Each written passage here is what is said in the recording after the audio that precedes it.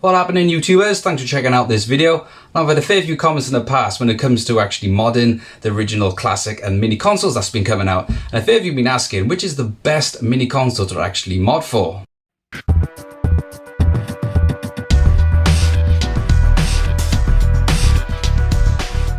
I would just like to say I do appreciate the original hardware more, and there's a lot more value and experience when it comes to owning the physical discs and the original hardware, and the emulators can never actually emulate that nostalgic value.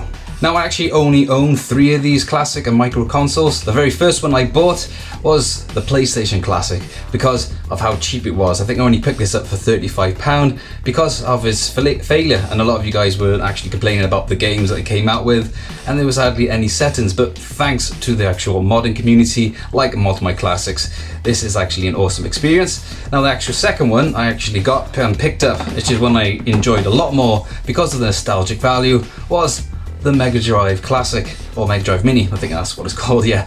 This one I enjoyed a lot more because of the games that it came with and the actual menu system, and just because this was the actual first console that I actually had when I was a kid for Christmas one day in the mid-90s. So I really enjoyed picking this one up, and I know a lot of you guys did because there was a lot of better feedback with that console.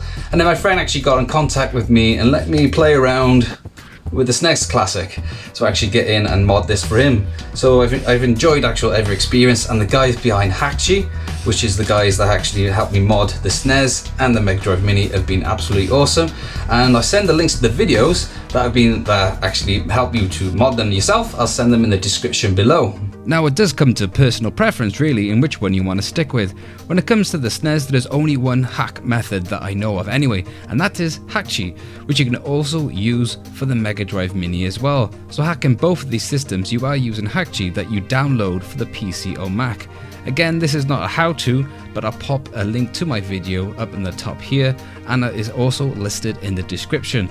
For the Mega Drive Mini, there's also Project Luna available for us. It is using the same method, in a way, as Hakchi, but lacks the same features comparing to it, and updates have been very quiet since its first release.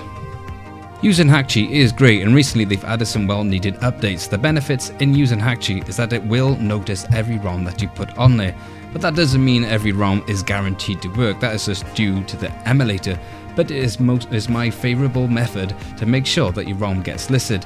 If you load around about 1,000 ROMs, the software can struggle. Also, if you fancy just updating the list or just adding one more ROM, you have to load up the program, and the program will have to load your entire playlist every time. And also, when you want to export, you have to restructure your folders, and that can get a bit of a pain by repeating and doing that. The method of going around installing your mod, everything one by one, is quite tedious. A standard package installation would be great just to cover you, but you do have the freedom in what you want your mod to feature.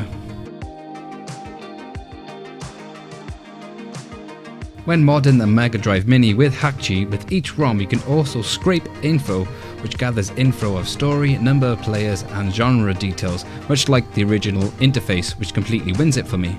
One weakness that features with both the SNES Classic and the Mega Drive Mini is the number of games that you can put in each folder, and both systems will crash if you succeed more than around 45 titles, give or take, in each folder. But that's not the fault of the hack or the software, it's just due to hardware limitations. So, with many ROMs in each folder, Hakchi will simply structure them into alphabetical folders, making sure that won't happen. So just to quickly jump in here, some things I do recommend that I have stated in my previous videos, and I can't stress further enough because I had a lot of problems originally getting this mod up, and thanks to the community and just for me to just testing things out, I do recommend getting one of these higher power charge powers, so the USB plugs, sorry, so you can actually get, you know, the ones that have micro and fast charging. I use this because sometimes I do get power dropouts and the console will just shut off. But with one of these, I've had absolutely no problem. The next thing I personally use, and I think is absolutely awesome, is the Microsoft USB dongle that you used to use the PC, and you could set up the 360 controllers or even the arcade stick, which I picked up for just over £20 and I'm really enjoying. Perhaps I might actually get into modding that to actually make it more feel like an old school classic arcade. And the latency problems, there is absolutely none using one of these Microsoft USB adapters, and also with the arcade system. And having that wirelessly, I think is awesome, because you can have this then set up to your big TV, sit back down with your arcade stick, which is pretty sweet. Oh, and lastly, I just had to pop downstairs and grab you guys. It's the hard drive that I use. Now, originally when these mod videos were coming up, a lot of people were using USB cards and SD cards. Now, I used that first of all with a lot of different brands, and I was having no joy with them. First of all, they would work, and then after a while there'd be read problems and the console would never actually pick up the mod itself. So one thing I thought to jump into is actually purchasing a solid state drive. Now, the one I've actually got here is a Toshiba, and I've just purchased like a USB caddy, only like a few pound off Amazon, and then it's got USB 3. And the best thing about this USB 3, whenever dragging and dropping games from the PC, they take seconds. So I do recommend picking up a USB, so then you can plug this into the OGG adapter.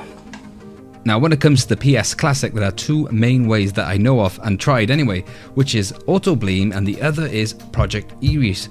Auto Bleem is the best and most simple way to hack any of these systems, and is very simple with just downloading a package with a drag and drop, and you can also put your ROMs in the right folder.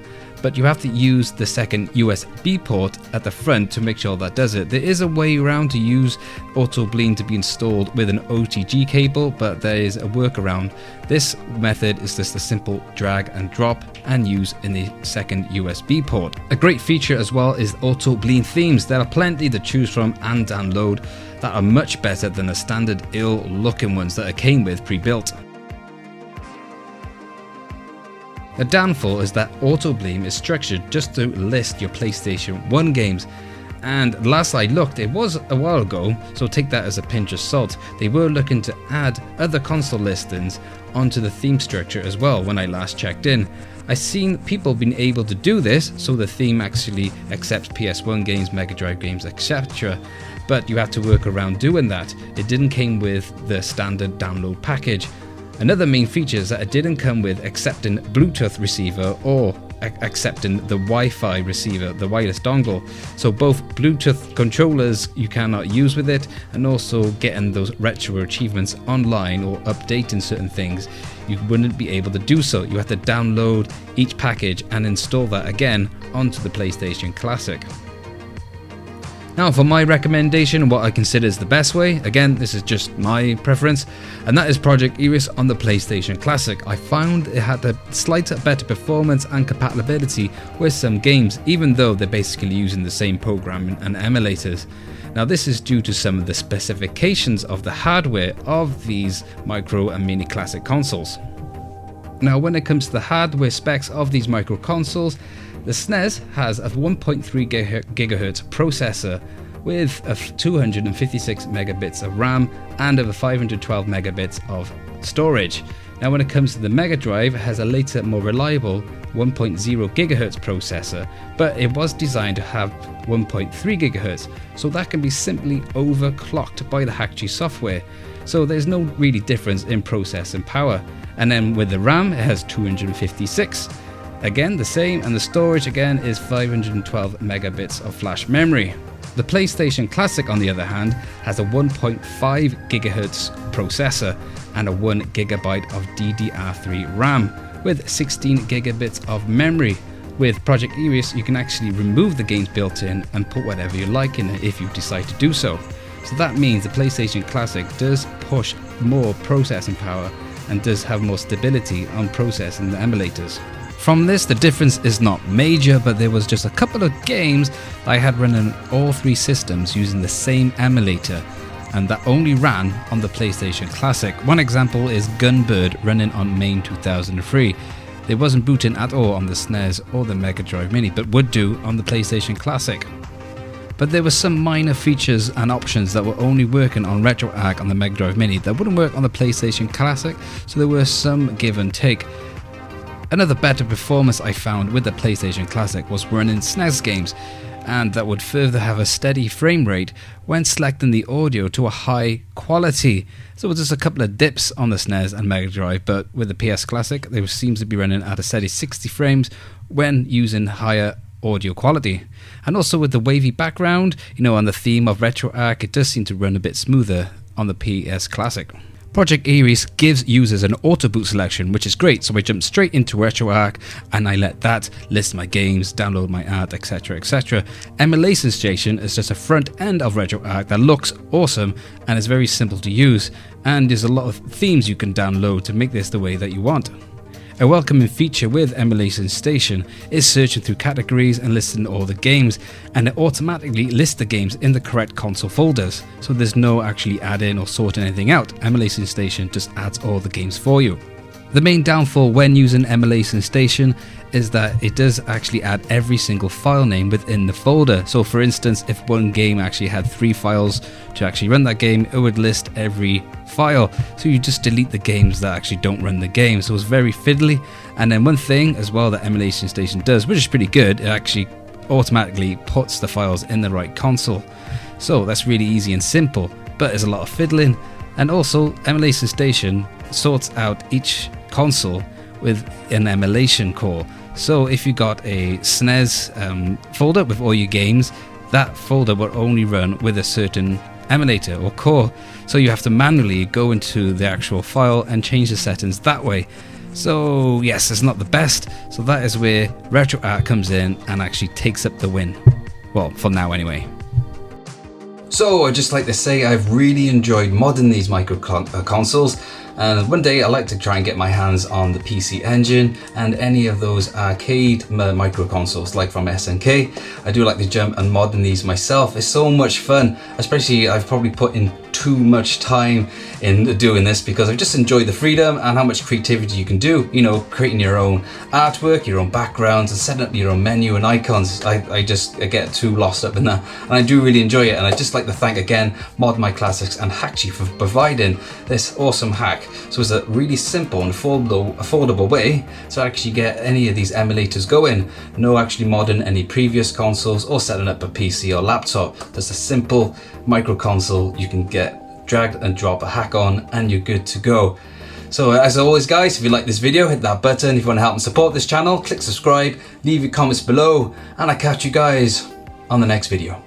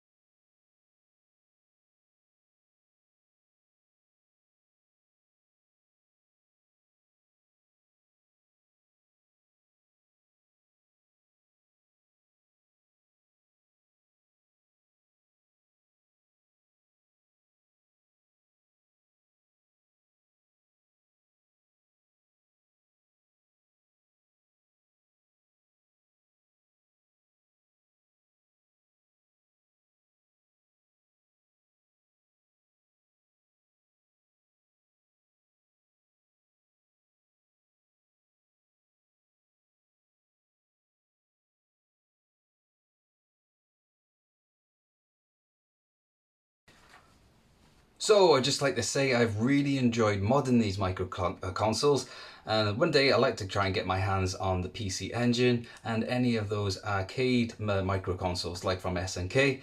I do like to jump and modding these myself. It's so much fun, especially I've probably put in too much time in doing this because I just enjoy the freedom and how much creativity you can do, you know, creating your own artwork, your own backgrounds, and setting up your own menu and icons. I get too lost up in that, and I do really enjoy it. And I'd just like to thank again Mod My Classics and Hakchi for providing this awesome hack. So it's a really simple and affordable way to actually get any of these emulators going. No actually modding any previous consoles or setting up a PC or laptop. There's a simple micro console you can get drag and drop a hack on and you're good to go.